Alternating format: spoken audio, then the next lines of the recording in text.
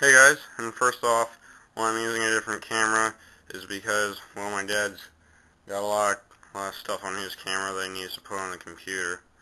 Anyway, today I'm going to review Sonic's Ultimate Genesis Collection for the PS3. So, let us get started. So this game has over 40 Genesis titles ranging from Sonic the Hedgehog to Streets of Rage to Phantasy Star to Echo to Vector Man, and it also has a couple unlockable titles. And when I first started playing this game, first couple times you could barely hear the sound range coming from the games themselves. In fact, when I turned up the TV full blast, you could hear the hum of the television more than you could hear the actual games.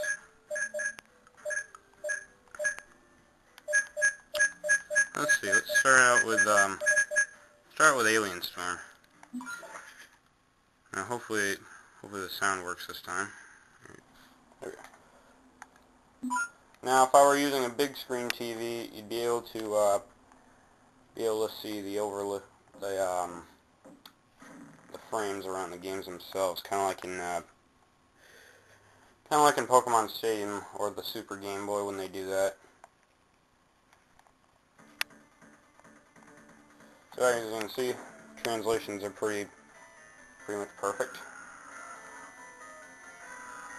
And how good the graphics are kind of feels like you're playing one of those old school arcade anthologies, which it kind of is, because not only does it have Genesis games, but it also has unlockable arcade stuff and unlockable trophies, as the title screen suggested. Get over here, you. Get over here. There we go. Like in this game, if you get to level 3 without dying, you get a trophy for it. Don't die.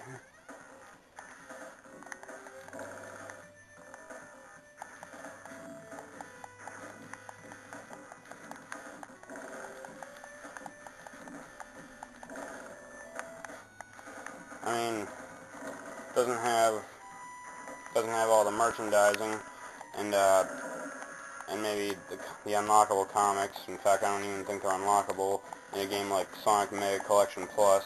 I mean, they're already there, but I think there are unlockable games in that game. And either way, like that same game, you can also save your progress in between, which is always a good thing, because not all the games back then could save. In fact, most of them couldn't, I think.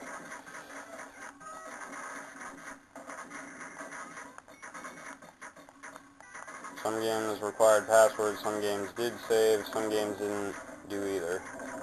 Had to start from scratch again. And if you get like a certain score, or do a certain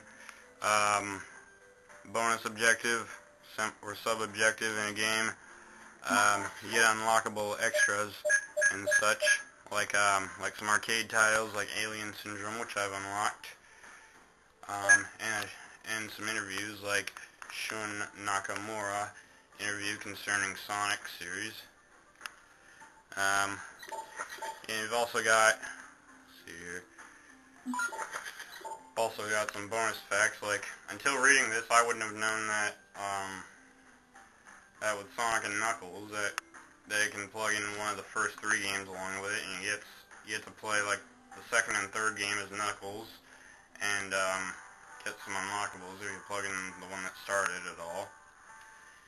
And as well as artwork concerning the game itself. In fact, that's how you would have plugged it in. They would have plugged in another game into it. So yeah, pretty darn awesome, I think. And just looking at this collection, by looking at some of the games, because I'm still getting into it, and I gotta say, with, as far as action-packed and sci-fi titles go, Sega did what Nintendo didn't. Unfortunately, they're no longer making stuff like this, I don't think anyway. So yeah, pretty cool. Pretty psyched about it. Oh, another thing concerning the graphics is now it's in high definition.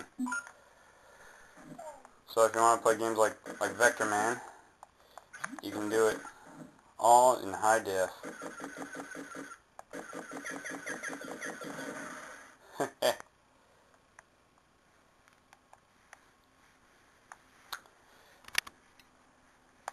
Now, I'll be completely honest, with the portable game that I got for Christmas, I guess I plugged the wrong cord into it, because even though they have the same tip, I guess voltages vary.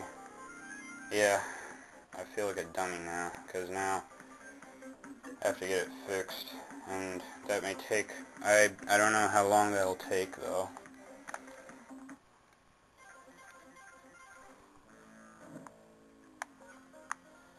Oh, it's worth every penny, I think. Same with this collection, it's worth every penny. Not that this one needs to be fixed.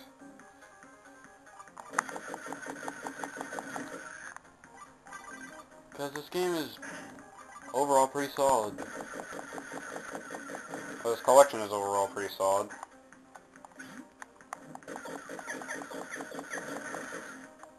I would have included like a couple of the fighting games, like maybe Street Fighter and Eternal Champion. That's a pretty good one. And I know what you're thinking, they require 6 buttons, but look at Killer Instinct. That game required 6 buttons, and it made its way on the Super Nintendo. And the reason they did that, the reason why they were able to do that is because they had the L and R buttons as well.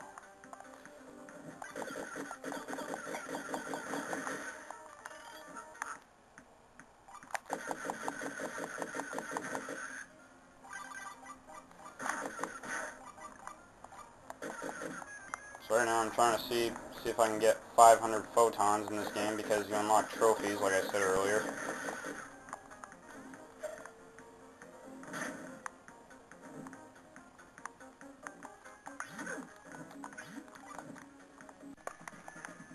The way I see it, if Sega could come back and make consoles again, they could do it right.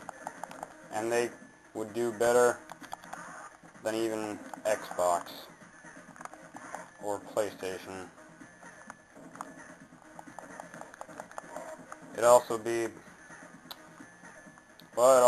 nostalgia for all the Sega-holics, such as myself.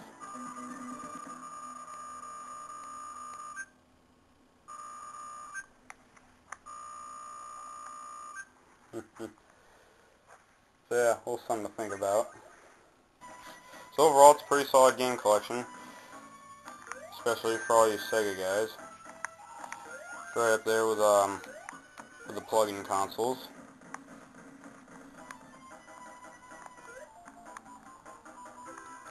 So yeah, it's been Garrett Cummings in another game review.